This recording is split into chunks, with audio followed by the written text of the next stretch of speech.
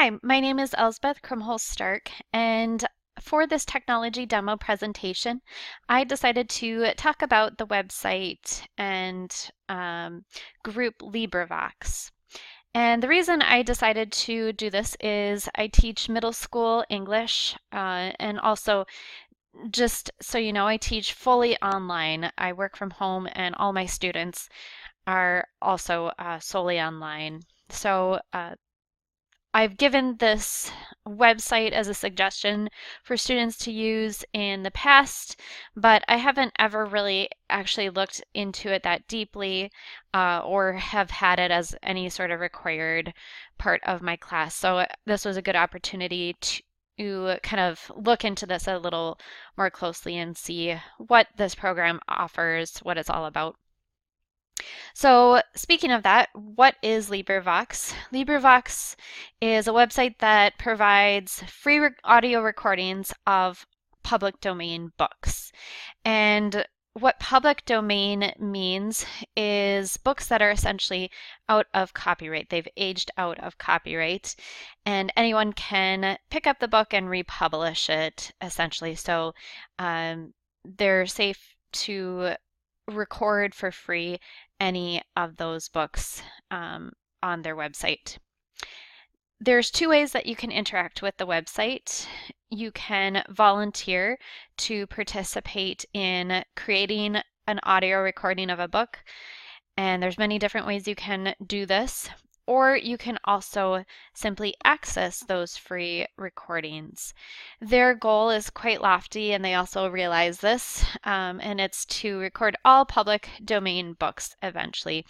So they basically will take any public domain book, and if anyone wants to volunteer to record and work on creating a recording for it, they can do that. And then once that audio recording is completed, they publish it to their website, and it's available for anyone anywhere in the world to access. How it applies to education. So all ages, all subject matters are basically equal in with this website. Anyone from kids to adults can make use of the website, can learn from it, can access the recordings. It's not for any particular age. And there's books on all sorts of different subject matters. It's not just one particular genre.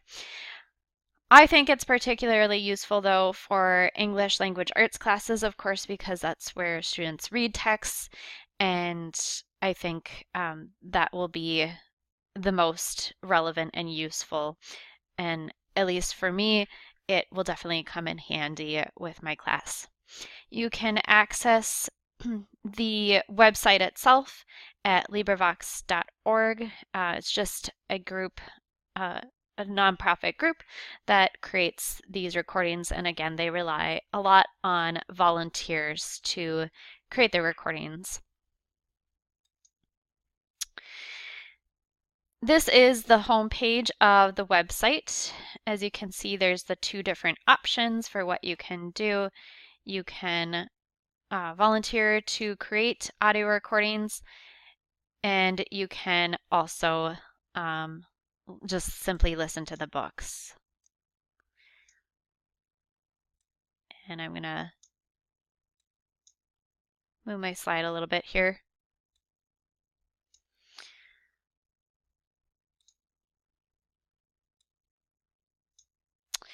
For the effectiveness of the UDL features, the main thing that I found that was relevant to UDL is that it supports UDL through offering an auditory recording of the text. So it has that auditory feature. And then also, I thought that it went with the representation aspect 2.3 of supporting decoding of text and mathematical notation and symbols. In other words, it provides kind of that text-to-speech feature and a recording feature that goes with a visual text. And then I also thought that it could fall under the engagement 7.1 aspect of optimizing individual choice and autonomy, where students can have a different choice for how they access the books and how they hear, learn about the books, read the books, and so on. And I'm just going to move my screen here. I thought that the user friendliness for this website was very easy to use because you can access the information quickly in a wide variety of ways. They really seem to have tried hard to make it accessible to everyone. So you can search for books and they're categorized by author, title, genre or subject, and language. So you can search in any of those ways. You can also do an advanced search for those for the book you're looking for to see if it's available. Or you can simply download the entire file of the book, whatever is available of that book. You can click on each individual chapter and listen to each chapter online. You can also download it in a variety of other ways as well. So they really have, I think, tried hard to make it accessible. One possible barrier, however, is that they don't provide the written text with the audio recording. So you would need to get it on your own from the library or a bookstore.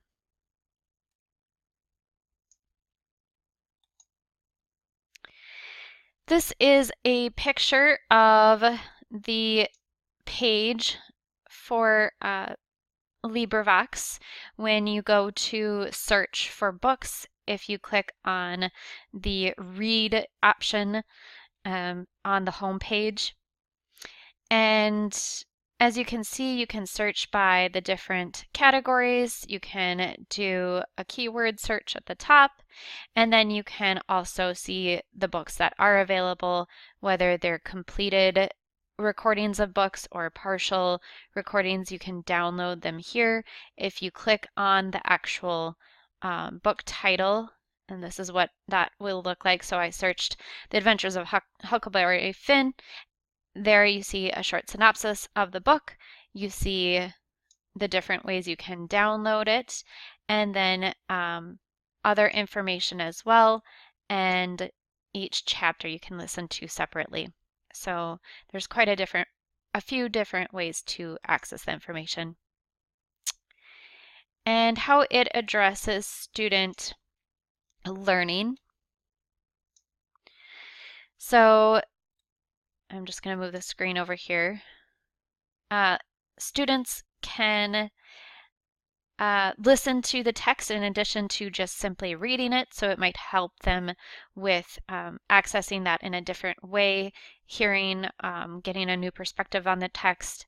It helps with skill development of being able to read, so reading skills in general. And it also can help with the comprehension of a text, with understanding what the text is saying by both being able to hear it and also to see it.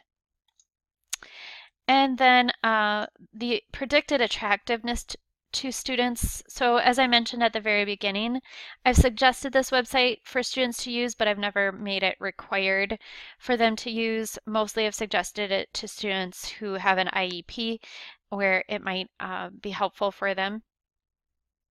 And overall, it seems that students enjoy using the website. They really like to hear it being read to them as they are following along with the book. But I don't know for sure how effective it is. I haven't really done any sort of formal questionnaire or anything to get feedback on this website. So that would be something to look at if I were to implement this formally in my class as an actual option that students can use to send out a survey. And then it seems to help comprehension, but again, I haven't formally tested whether it helps to have the auditory access in addition to reading it, as opposed to just being able to read it. And that would be something also interesting to look at in the future. And then finally, I just have a few discussion questions that I thought of here that you might uh, be interested in answering to just kind of further the discussion about this program. So thanks for listening, and I will look forward to hearing what other programs other students are looking at.